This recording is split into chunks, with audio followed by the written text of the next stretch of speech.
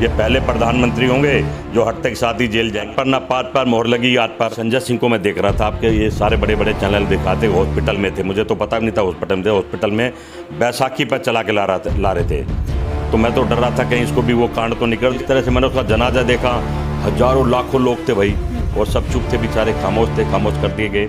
कहने के कानून का मजाक उड़ाया गया, संविधान का मजाक उड़ाया। अपील करता हूँ मोदी जी से, अपने बीजेपी के RSS वालों को भेजिए वहाँ 100 गज का प्लॉट देके वहाँ रहें। नमस्कार, मैं हूं तनु और आप देख रहे हैं नेशन कीपर। मुख्तार अंसारी की मौत के बाद देश भर में विवाद मच गया था और तमाम मुस्लिम समुदाय के लोगों का ये कहना है कि 24 में प्रधानमंत्री नरेंद्र मोदी को सत्ता से उखाड़ फेंकेंगे। क्या पंडितों का वोट भी जो है इस बार प्रधानमंत्री नरेंद्र मोदी के खाते में जा रहा है, या वाकई राहुल गांधी जो कह रहे थे कि तानाशाह सरकार सत्ता पर बैठी है, जिस तरीके से आपने लगातार देखा अतीक अहमद का मामला, मुख्तार अंसारी का मामला, उसके बाद अब जो है देश भर में लोग विरोध प्रदर्शन कर रहे हैं। हमारे साथ पंडित जगदीश शर्मा जी हैं। शर्मा जी से जानेंगे कि क्या पंडित होने के बावजूद वो समर्थन देते हैं मोदी जी को, पंडितों का वोट मोदी जी को, आपका वोट भी मोदी जी को? देखिए, मैं समझता हूँ देश के सारे पंडित ठगे गए हैं, और मैं तो मोदी जी को कभी वोट नहीं दूंगा, क्योंकि मैं काम को वोट दूंगा, विकास को वोट दूंगा। मोदी जी के वादे होते तो वोट की बात करता, और मैं कांग्रेस का नेता मोदी जी को वोट क्यों दूंगा? सवाल ये है कहना कि मैं समझता हूँ मैं राहुल गांधी को वोट दूंगा, कांग्रेस पार्टी को वोट दूंगा।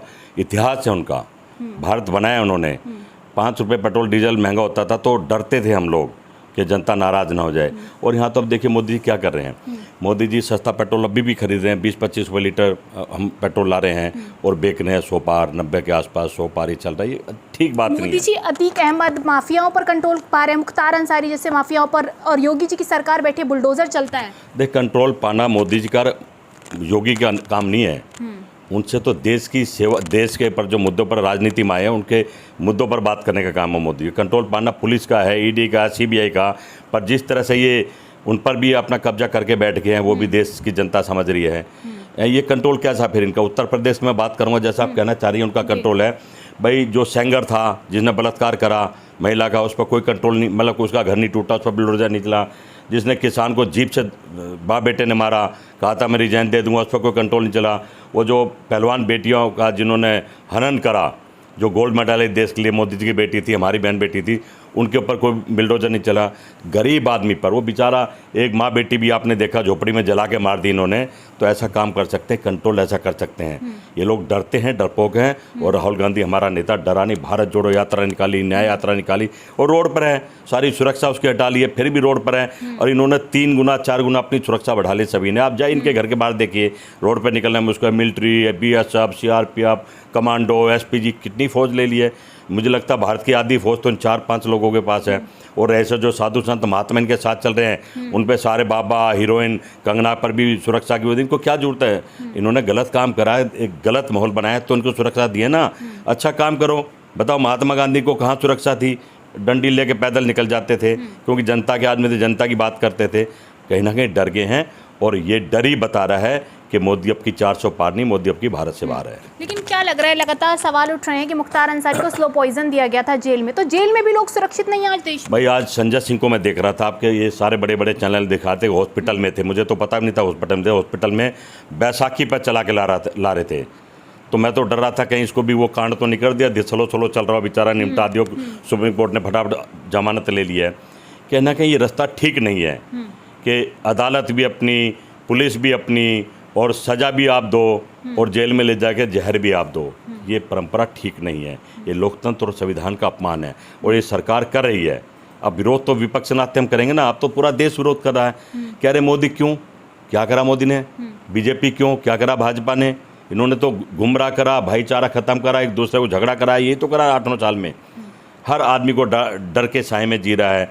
कोई अपने बच्चों को नहीं पढ़ा पा रहा है, लिखा नहीं पा रहा है, और जो पढ़ा लेता नौकरी नहीं दिलवा। बेरोजगारी, आप देखिए किसान से कितना सस्ता लेते हैं। ये किसान मर गया बेचारा, मार दिया उन्होंने, जबकि डबल आय की बात करती है। अब किसी भी मंडी में चली जाइए, फ्री के भाव उनसे उनकी मेहनत देते नहीं, और उनसे अनाज ले लेते, अपने गोदामों में रिलायंस के में भर देते हैं, अडानी के भर देते। तब तो सब चीज़ सामने आ गई हैं, और उसको 100 गुना करके बेचते हैं।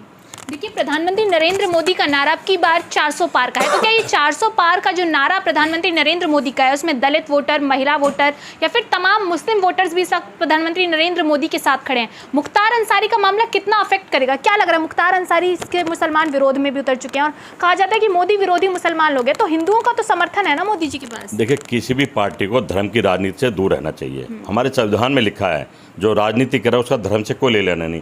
मुख्तार अंसारी चोर था, डकैत था, गुंडा था, माफिया, कानून कोर्ट बैठी हो सजा देंगी। पर जिस तरह से मैंने उसका जनाजा देखा, हजारों लाखों लोग थे भाई, और सब चुप थे बेचारे, खामोश थे, खामोश कर दिए गए। कहने के कानून का मजाक उड़ाया गया, संविधान का मजाक उड़ाया, जिसका हम विरोध कर रहे हैं।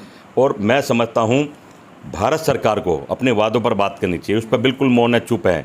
हर वो काम इन्होंने करा जिसकी जरूरत नहीं थी। चाहे 370 की क्या जरूरत थी, क्या बदलाव आ गया बताइए। आप 370 लिए, तुम अपील करता हूँ मोदी जी से, अपने बीजेपी के RSS वालों को भेजिए वहाँ 100 गज का प्लॉट दे के वहाँ रहें।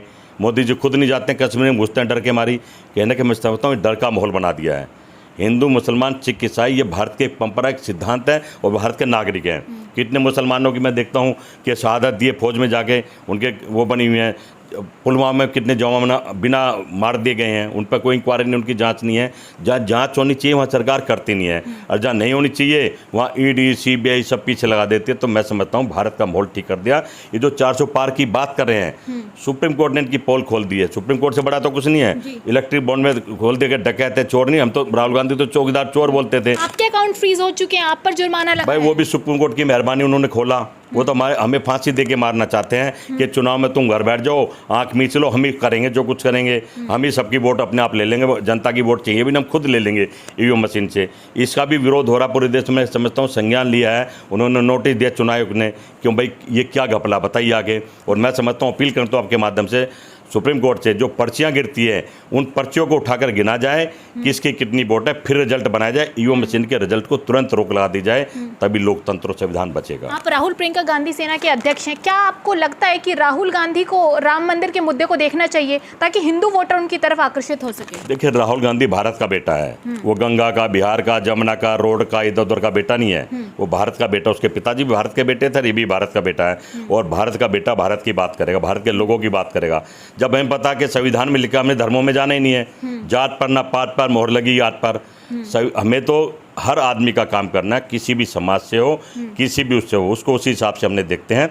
और मैं सोचता हूं कि राहुल गांधी भारत के लिए काम कर रहे हैं, किसी समाज के लिए काम नहीं कर रहे हैं। ठीक है, आखिरी सवाल। राहुल गांधी जी ने प्रेस कॉन्फ्रेंस में ये कहा कि जब सत्ता पलटेगी, 24 में पलटे चाहे आगे कभी भी सत्ता पलटेगी, तो बीजेपी वालों को पता चल जाएगा कि क्या होगा। तो क्या मतलब है, इसे डराने की कोशिश है? नहीं, डराने की, बताने की। लब तुम जैसा करोगे वैसा भरोगे। तुम निर्दोष आदमी को मार रहे हो, जेल में डाल रहे हो, तो भगवान कृष्ण ने कहा है जैसा करोगे वैसा भरोगे, तैयार रहो।